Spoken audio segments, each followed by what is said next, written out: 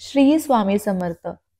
कशात तुम्ही सर्व? तुम्हा सर्वांचं माझ्या ब्लॉगमध्ये खूप खूप मनापासून स्वागत आहे. तुमचा आजचा दिवस खूप छान, आनंदाचा आणि आरोग्यदायी जाओ ही स्वामींचरणी प्रार्थना. इंग्रजी कॅलेंडरनुसार जो पहिला सण येतो तो मकर संक्रांत असतो. तिळगुळ घ्या आणि गोड गोड बोला. भले आपला मराठी नवीन वर्ष चैत्र महिन्यात असला तरी सुद्धा आपला जो कारभार आहे, आयुष्यातला जो कारभार आहे 2025 मध्ये आता आपण त्यात सामील झालो आहोत. मकर संक्रांत हे 3 दिवसाचं असतं. पहिला दिवस भोगी, त्यानंतर मकर संक्रांती आणि अस्तकी संक्रांत, ज्याला काही ठिकाणी कर असं सुद्धा म्हणतात. दरवर्षी संक्रांत ही 13, 14, 15 किंवा 14, 15, 16 या कालावधीमध्ये येते. खरं तर सूर्य जेव्हा मकर राशीमध्ये प्रवेश करतो तेव्हा त्या दिवसाला मकर संक्रांती असं म्हटलं गेलं आहे. खरं तर दर महिन्यात सूर्य आपलं राशी बदलत असतो, पण जेव्हा तो मकर राशीमध्ये येतो तेव्हा त्या दिवसाला मकर संक्रांत असं म्हटलं गेलं आहे. आता या मकर संक्रांतीचं शुभ काळ काय आहे, शुभ आहे किंवा नाही? आधीच्या काळी गावात भट यायचे आणि मकर संक्रांत सांगायचे. गावी अजूनही ती पद्धत आहे, पण शहराकडे ती पद्धत बघितली जात नाही किंवा थांबली असावी. तर आजच्या व्हिडिओमध्ये मी तुम्हाला तेच सांगणार आहे. ह्या वर्षाची जी संक्रांत आहे ती कशावर आहे. सगळ्यात आधी संक्रांत हा सवाष्णीचा सण मानलं गेलं आहे. त्यात शुभ अशुभ असं काहीच नाही. संक्रांती ही देवी आहे आणि ती दरवर्षी कुठल्या वाहनावर, कुठलं शस्त्र, कुठलं रंग तिने परिधान केलं आहे त्या वर्ज मानल्या गेल्या आहेत. पण काही ठिकाणी संक्रांती जी रंगाची साडी परिधान करते त्या रंगाची साडी परिधान ती शुभ मानली गेली आहे आणि काही ठिकाणी त्या रंगाची साडी परिधान केली जाते. प्रत्येक गावामध्ये, प्रत्येक समाजामध्ये वेगवेगळी प्रथा आहे. आपण आपली प्रथा पाळावी. कोण काय म्हणतं यापेक्षा तुमची काय प्रथा आहे ती तुम्ही पाळावी. आता संक्रांतीच्या दिवशी हळदी कुंकूला काळा रंग घातला जातो. हा काळा रंग हळदी कुंकूला आपण खूप घाबरतो. बघा, प्रत्येक रंगामध्ये आपला स्वतःचा ओरा आहे. प्रत्येक रंग हा तितकंच शुभ मानला गेला आहे. हा रंग चांगला आहे, तो रंग वाईट आहे. तर ही जी कॉन्सेप्ट आहे ती तुम्ही तुमच्या डोक्यातून काढून टाका. तर आता बघूया ही 2025 ची संक्रांत आहे कशावर आणि आपल्याला त्याचा काय फायदा होणार. वार मंगळवार, दिन 14 जानेवारी 2025, शके 1946 पासून कृष्ण 1 रोजी 8:54 पासून ते 8:45 पर्यंत आहे. संक्रांती ही स्वतः एक देवी असून ती ज्यावर बसली आहे त्या वस्तू वर्ज मानल्या गेल्या आहेत. संक्रांती देवीचे संक्रमण हे बाळकर्णावर होत असून त्यांचं वाहन वाघ आहे, तर उपवाहन हे घोडा आहे. तिने पिवळ्या रंगाचे वस्त्र परिधान केले आहे, शस्त्र गदा धारण केला आहे आणि केशराचा तिला लावलेला आहे. वयाने कुमारिका असून वासाकरिता जाईची फुलं घेतली आहेत आणि जाती सर्प असून तिने मोती धारण केलं आहे. सामूहिक मुहूर्त 8:45 असून ती पूर्वेपासून पश्चिमेकडे जात आहे आणि वाव्येकडे पाहत आहे. अशी आहे संक्रांत. तर पिवळी साडी परिधान केल्याचा अर्थ हे नाही की पिवळा रंग चांगला नाहीये, असं अजिबात नाहीये. काही ठिकाणी ती प्रथा पाळली जाते की ज्या रंगाची देवीने साडी घातली त्या रंग परिधान केला जातो आणि काही ठिकाणी केलं जात नाही. मकर संक्रांतीच्या अनेक कथा आहेत. त्याच्यामधील एक कथा अशी सुद्धा आहे, मी तुम्हाला वाचून दाखवते. मकर संक्रांतीच्या दिवशी मकर संक्रांती देवीने संकासूर नावाच्या राक्षसाचा वध केला होता आणि सर्व प्रजेला तिने सुखी केलं होतं. त्याच दिवशी सूर्य हा मकर राशीत होता, म्हणून या दिवसाला मकर संक्रांती असं सुद्धा म्हटलं गेलं आहे. दुसरी एक कथा अशी सुद्धा आहे की मकर संक्रांतीच्या दिवशी भगवान विष्णूंनी राक्षसाचा वध केलं होतं आणि वध केलं होतं आणि त्याचं मकर हे मंदार पर्वतावर ठेवलं होतं किंवा पुरलं होतं. तर राक्षसाचा वध केल्यामुळे वाईट शक्तींचं आणि नकारात्मकतेचं नाश झालं. म्हणून तर ह्या दिवसाला आपण तिळगुळ घ्या गोड गोड बोला असं म्हणत असतो.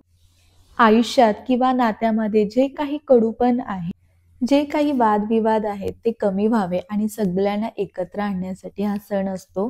संक्रांतीची सुरुवात ही भोगीने होते. भोगी ही तेवढंच महत्वाचा सण असतो, कारण भोग भोगण्यासाठी उपभोग घेण्याचा हा दिवस असतो. बऱ्याच गावात बऱ्याच समाजात वेगवेगळी पद्धत आहे. आता भोगीच्या दिवशी मिक्स भाजी केली जाते, भोगीची जी भाजी असते ती. आणि विज्ञानाच्या दृष्टिकोनाने पाहिलं तर ही मिक्स भाजी आणि बाजरीची भाकरी त्यात तीळ टाकून कूट टाकून जी भाजी बनवलेली असते ती आपल्या शरीरासाठी खूप महत्वाची असते. भोगीची भाजी कशी करायची? सर्व भाज्या घ्यायच्या मिक्स, घेवडा, शेंगा, मटर, गाजर, जे काही तुम्ही युट्यूबला सुद्धा सर्च करू शकता. सगळे भाज्या एकत्र करून त्यात तिळाचं कूट टाकलं जातं. तिळाचं कूट टाकून ती भाजी केली जाते आणि बाजरीच्या भाकरीत सुद्धा तीळ टाकले जातात. तर ते झाली भोगी. त्याच्यानंतर दुसरा दिवस हा संक्रांतीचा असतो. ह्याला सर्वात महत्वाचा सण मानलं गेलं आहे. त्यानंतर रथसप्तमीपर्यंत आपण हळदी कुंकू करू शकतो. आता संक्रांतीच्या दिवशी सुगड पूजेलाही खूप अत्यंत महत्व आहे. सुगड पूजा हा सवासणीचं सण मानलं गेलं आहे. प्रत्येकीने आपल्या नावाचे 5 सुगड हे पूजायचे असतात. तर जे हे संक्रांतीचे 3 दिवस आहेत ना, 3 दिवस तर तुम्ही कोणाबद्दल काही वाईट बोलू नका, कोणाशी भांडू नका, कोणाला अपशब्द वापरू नका. ठीक आहे. काही ठिकाणी तर ह्या 3 दिवसात झाडं सुद्धा तोडायची नसतात, म्हणतात झाडं तोडत नाही. संक्रांत हा खूप महत्वाचा सण आहे. त्या दिवशी आपण सर्व आकाशात बघत असतो आणि पतंगी उडवत असतो. संक्रांतीचा तिसरा दिवस एक रिंकांत्री असं म्हटलं गेलं आहे. मुलांचे 5 वर्षापर्यंत बोरहाण करायचं असतं. कारण काय आहे की आपण जेव्हा 5 वर्षापर्यंत मुलांना बोरहाण करतो तर येणारा ऋतू त्यांना बाधत नाही, त्यांना कसलाही त्रास होत नाही. मग त्याच्यामध्ये बोरं असो, लाया, बताशा असं सगळे मिक्स करून त्याने मुलांची आंघोळ केली जाते. ज्यांचं नवीन लग्न झाले ते सुद्धा पहिल्या संक्रांतीला माहेरी जातात. माहेरी गेल्यानंतर आई पहिलं वाण त्यांना देतात. तर संक्रांतीच्या दिवशी आता जे नवीन नवरी आहेत त्यांनी सुद्धा खरं तर काळी रंगाची साडी घातली पाहिजे. आता तुमच्या प्रथाप्रमाणे तुम्ही करू शकता, पण काळ्या रंगाची साडी घालण्यात पण एक सायंटिफिक रिझन सुद्धा आहे. बघा, संक्रांतीच्या नंतर थंडी वाढते. त्याच्यामुळे त्या थंडीत संक्रांतीच्या दिवशी जेव्हा आपण काळा रंग परिधान करतो, ज्याच्यामुळे सूर्यकिरण ते आपल्याला मिळतात. काळा रंग असा असतो ना, तो सगळ्या वायू खेचून घेतो.